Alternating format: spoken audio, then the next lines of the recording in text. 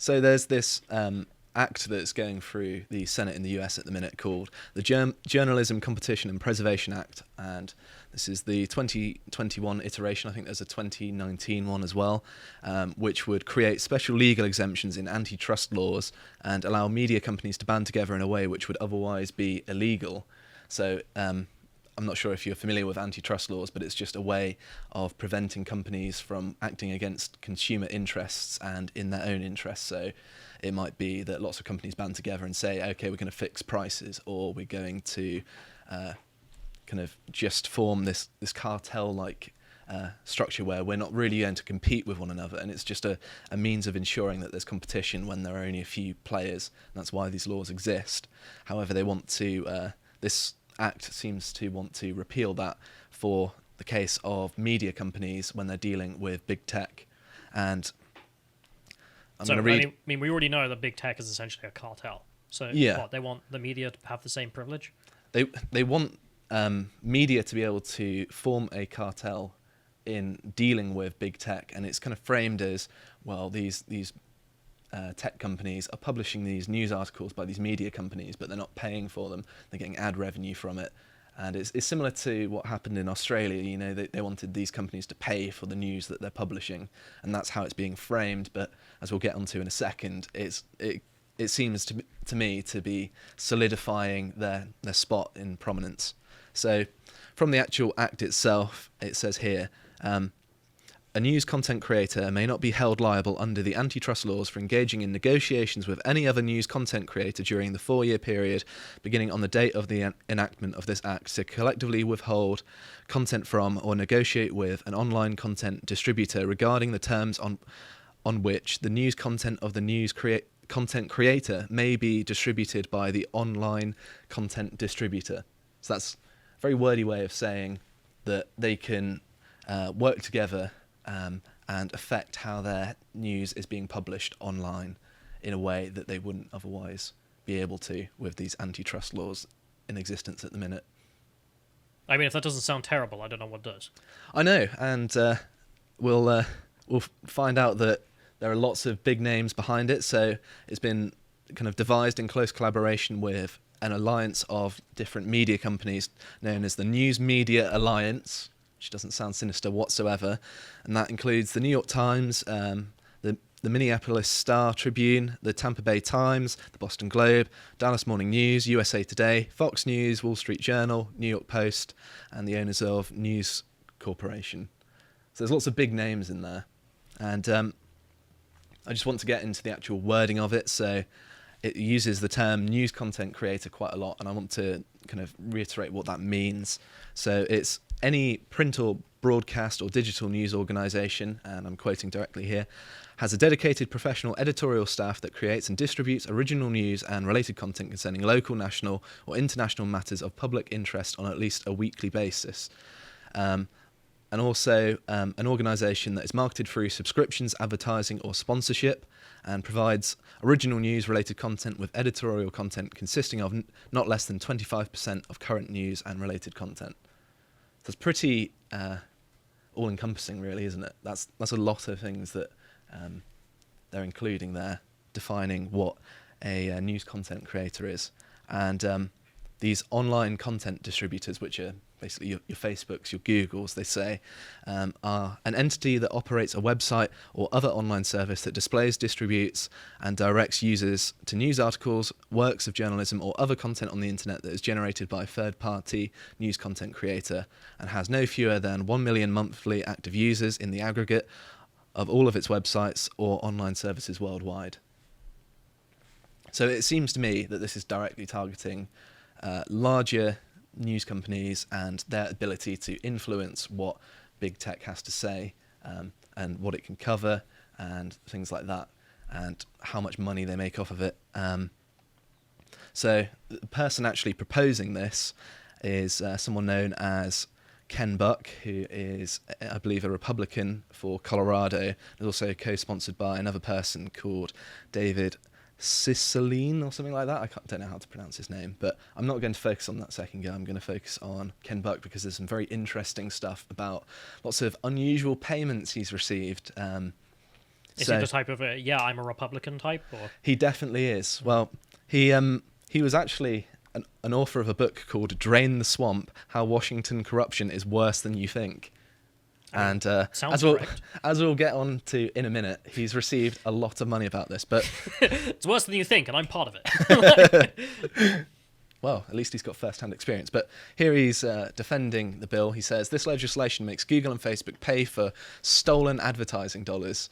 How is this big media, Newsmax, Washington Times, Town Hall, Daily Caller, Fox News, and Washington Examiner support the bill? I think I misread that.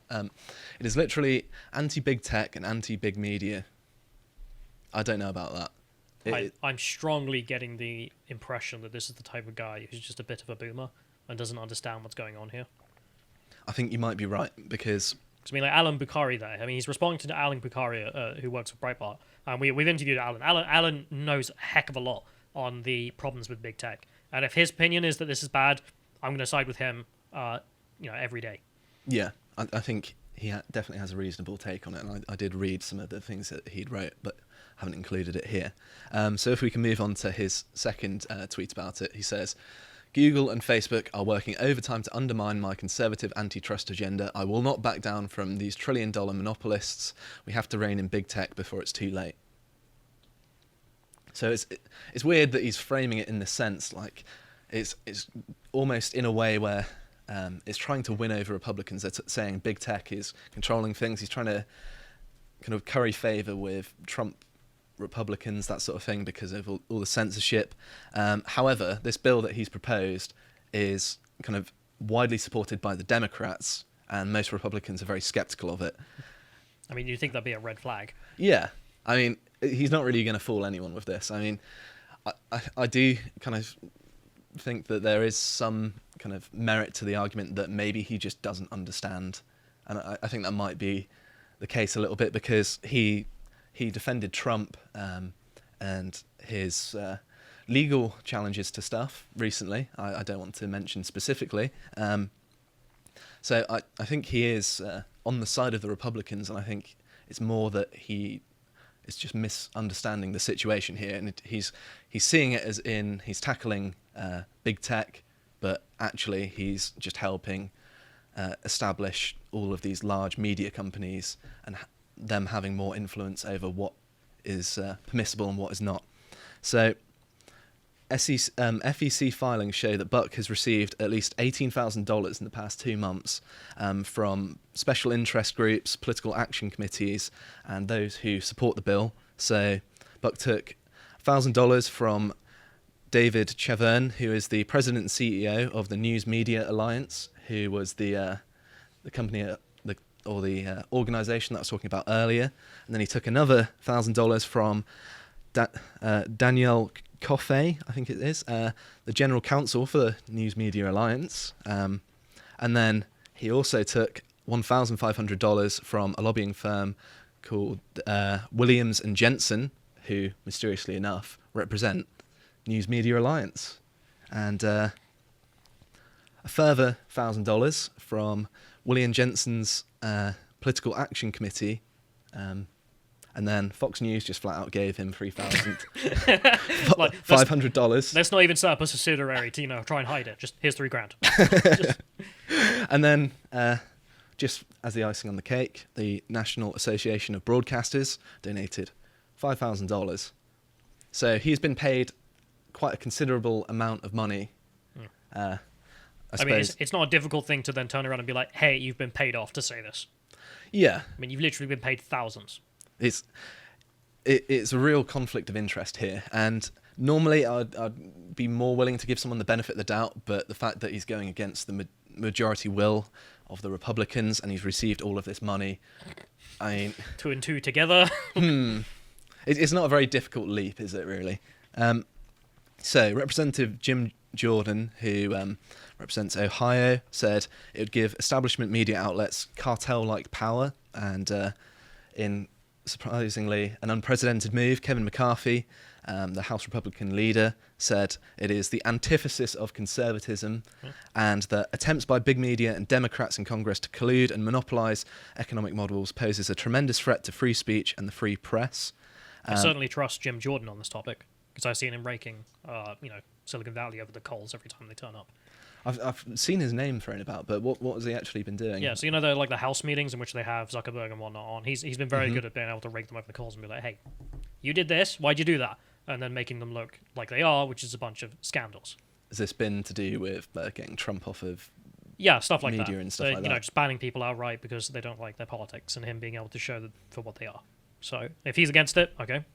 Yeah, and it seems like lots of people who have been against this are the people that are actually critical of big media and big tech, and this is being posed as something that is reigning in big tech, but it's really by not. man who got $18,000 to propose this. It's like, yeah, and that's just in the last 2 months as well. So that's a lot of money in such a short space of time. I mean, go on then, Ken. Give the 18,000 back and then continue to propose it.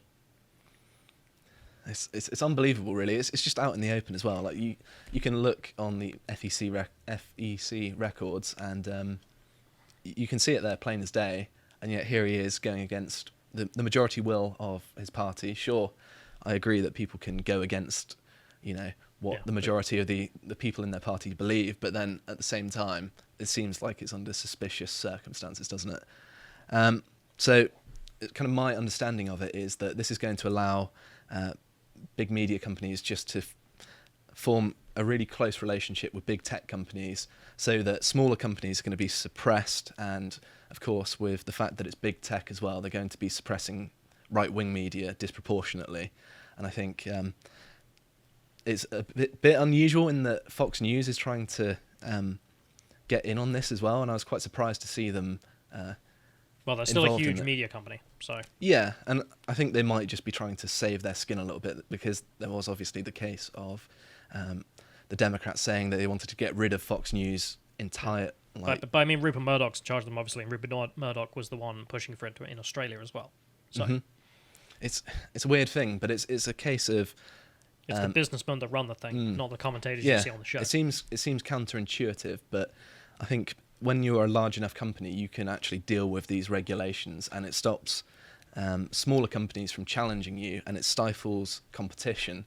And that's why they're pushing for the so-called regulation. Not only that, but also it means they get more money out of it as well. So it's kind of win-win for them. Not only do they have a stranglehold on the market and they get to have greater control over big tech, they also get more money out of it. So no wonder that they're so unanimously in support of it. But I don't think it's good for anyone, because if you have this stratified group at the top that is determining what can and can't be said on social media, isn't that an infringement on free speech at the end of the day? Because you're having these special groups determine what is right and wrong and what can and can't be published, and they're also, of course, determining how much money they deserve from big tech as well. And it seems pretty unusual that they're going to be sidelining these people. So the journalist Glenn Greenwald said to the House Judiciary Committee back in March that if you empower this industry without very clear and concrete safeguards, you could very well be essentially accelerating some of the worst industry trends, ensuring that, say, hedge funds control the industry, or media giants that exert overwhelming power like the New York Times can further entrench their power through this negotiating force that becomes an antitrust exemption, which is very much what I agree with too. He says, I do absolutely believe that the problem of Silicon Valley's monopolistic power and its ability to interfere in our politics and impede a free press is a very serious one, but oftentimes it's the media itself, it's journalists themselves who are demanding that power be exercised in a censorious way, in a way that undermines a free and diverse press. I think he's spot on there, to be honest. Glenn Greenwald is usually pretty good on this. So, in terms of the bill itself, at the minute I think it's being examined by the Senate Judiciary Committee, and I think for it to pass through the Senate, at least 10 Republican senators would need to vote in favour of it, with the Democrats who will probably vote unanimously in favour of it. So it's one of those cases where... How expensive is 10 senators? I mean, if one of them's 18 grand. I mean, it's certainly possible, and there's a lot of money riding on this for these big media companies. And although big tech is obviously pushing against it because they stand to lose money, I'm sure that the media companies are going to be able to band together and raise a large sum of money, because you could see through that News Media Alliance that they were able to funnel money into his campaign in the space of 2 months to the sum of towards 18 grand. So it's only a matter of 10 senators that is protecting against this, really. And we've seen like Silicon Valley being able to bully organizations being able to see the media types bully Silicon Valley as well. I mean, the best example, we've got an article on lotusis.com called How Susan Wojcicki Ruined YouTube. Like, she explains why she ruined it. And one of the things she implemented under her stewardship was that they would give priority to trusted sources, and all the trusted sources just happen to be all the mainstream media, who all happen to, share certain opinions on certain events, don't they? And therefore, whenever you look for something, you just get them. And the worst part of this is probably with Carl, actually, because his YouTube channel suddenly got deranked, you couldn't see him. And if you type in Carl's name, first thing you get, loads of mainstream media just slandering him because they hate him, because he stands against them. He's not in the same league as them, and like, he doesn't like them, he hates them. And therefore, you don't actually get to see any of his content. So when we were running for office, for example, if you looked up his name, that's what you got as a voter. You didn't get the reality, which is the guy you're looking for. Yeah, and that's a perfect example of how this may actually end up looking in, say, Facebook or Twitter, or organisations that are the focus of this, in that these media companies are going to be able to dictate what is going to be published and how much money they're going to get for it. And I think their incentive would be, if they have as small a market share as possible, if they're getting money out of this, that works in their favour. So they want as few companies involved in this as possible so they can make the most money. And the fact that they're going to be able to kind of pass off their narrative as the one true truth is just a bonus on top of making shed loads of cash. If you enjoyed this segment from the podcast of the Lotus Eaters, you can watch the full broadcast live every weekday at 1 p.m. UK time on lotuseaters.com.